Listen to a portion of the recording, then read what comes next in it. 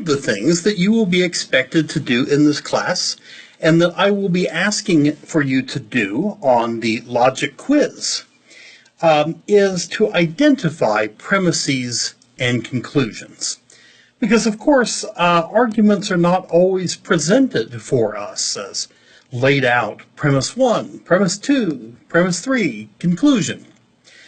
Most of the time they are in sentence or paragraph form from a speaker or a writer.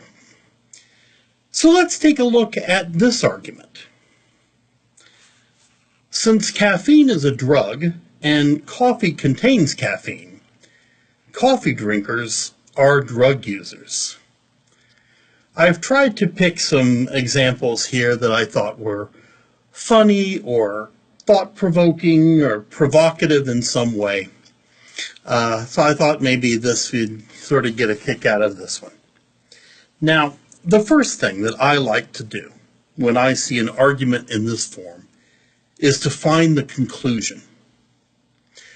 What's the conclusion here? That is, what is it that the writer or speaker is trying to convince us of? We might be tipped off by some words that indicate that a premise or a conclusion is coming. What are some common conclusion indicators that let us know that a conclusion is coming? Weston discusses a few of those, like thus, therefore, hence, so, consequently. Some premise indicators might include because, since, and I think in this case, since acts as a premise indicator. Well, I think that the conclusion here is that coffee drinkers are drug users.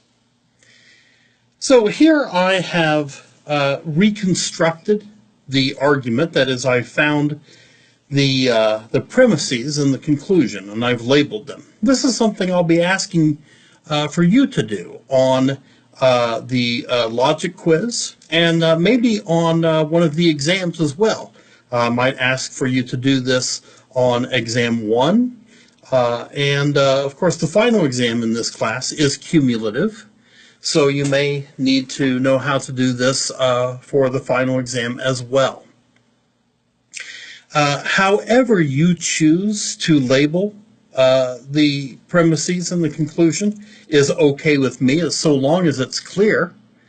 I've chosen to bracket each, and I've put the premises here. I bracketed in orange, and I've bracketed the conclusion in purple. If you want to use different colored markers, different color highlighters on your quiz, and send those back that way, well, that's fine with me. If you want to underline the conclusion and bracket the premises, or if you want to write premise 1 above the first premise, premise 2 above the second, conclusion above the conclusion, that's fine. So long as I can tell that you know what the premises are, what the conclusion is, it's fine with me. I think there are two premises here. First, caffeine is a drug. And the second premise is coffee contains caffeine. Those two premises are the pieces of evidence that support the conclusion. Coffee drinkers are drug users. That one doesn't seem too difficult to me, but let's take a look at a much harder one. Every person has a right to life. Therefore, Jean's fetus has a right to life.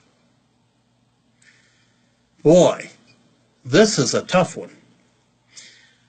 Now, there's a couple of things that might be tough here. One is that because of the nature of this, you might have strong opinions, might have strong feelings, moral or political or social opinions.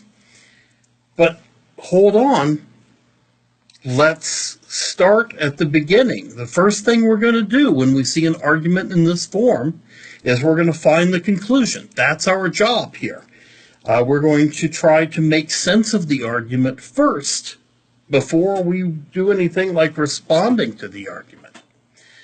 So let's see if we can find the conclusion. In this case, I think we are aided by a conclusion indicator, the word therefore. And I think that indicates that the conclusion follows. Jean's fetus has a right to life. I also think that the first part there is very obviously a premise. Every person has a right to life. But there's something more going on, I think. So let's bracket what we know. Premise 1, every person has a right to life. Conclusion, Jean's fetus has a right to life. But is there something else going on? I think there is.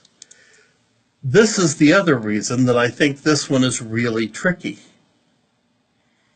I think that there is a second premise that's hidden.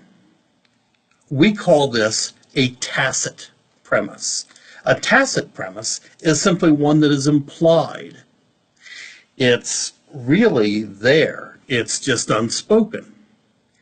What is the tacit premise? The tacit premise is Jean's fetus is a person, or a fetus is a person. If we include that, we then have a valid argument. Does that mean, by the way, that we then have a perfectly good argument? No, of course not. For us to have a perfectly good argument, it needs to be sound. Is this a sound argument? I don't know. It's valid, that is, the structure is okay, but that doesn't make it a good argument on its own. We also need for the premises to be true. Every person has a right to life. Well, maybe. If you believe in capital punishment, then you believe some people forfeit their right to life. If you believe that it's okay to kill an enemy combatant on a battlefield or to kill an intruder in your home, then you believe that not everybody maintains an unequivocal right to life. Jean's fetus is a person, or a fetus is a person. Well, that one seems even more complicated than premise 1 to me. How far along is this fetus? And boy, I've got a lot of questions here. In any case, I don't know whether it's sound.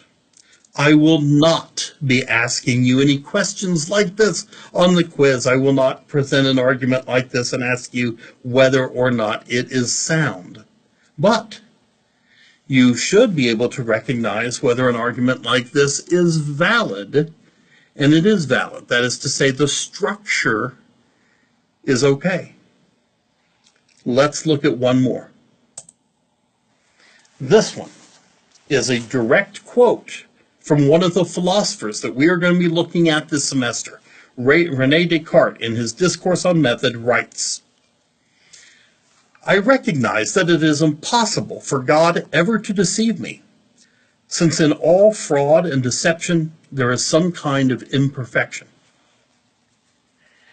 So it's not just laziness that would make somebody have a tacit premise. It's not just a fear of saying the quiet part out loud. Descartes is a brilliant philosopher, so why does Descartes have a tacit premise? Well, we all have tacit premises. There's always things that we sort of leave unsaid for one reason or another. There are, implied premises. Maybe we assume that everybody we're talking to already knows and agrees with this one thing. Or, maybe it is so controversial that we don't want to say that bit. Well, anyway, let's look at this argument and see if we can find the premises and conclusion. In fact, take a moment, maybe pause the video and see if you can find the conclusion. That's always where I like to begin. And premises. and I'll give you a hint. There is a tacit premise.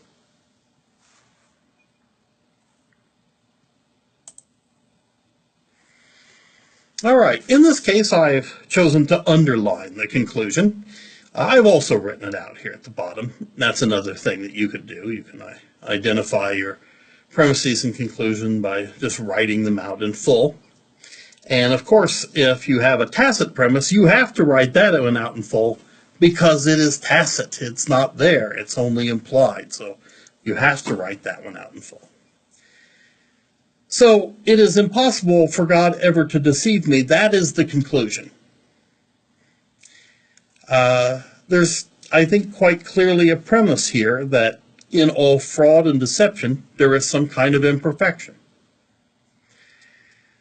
But there's also something missing, a tacit premise. What did you come up with? I think the tacit premise is God is perfect. Or if you want to be really precise, maybe you said there is no imperfection in God. That way you're using the exact same language as Descartes.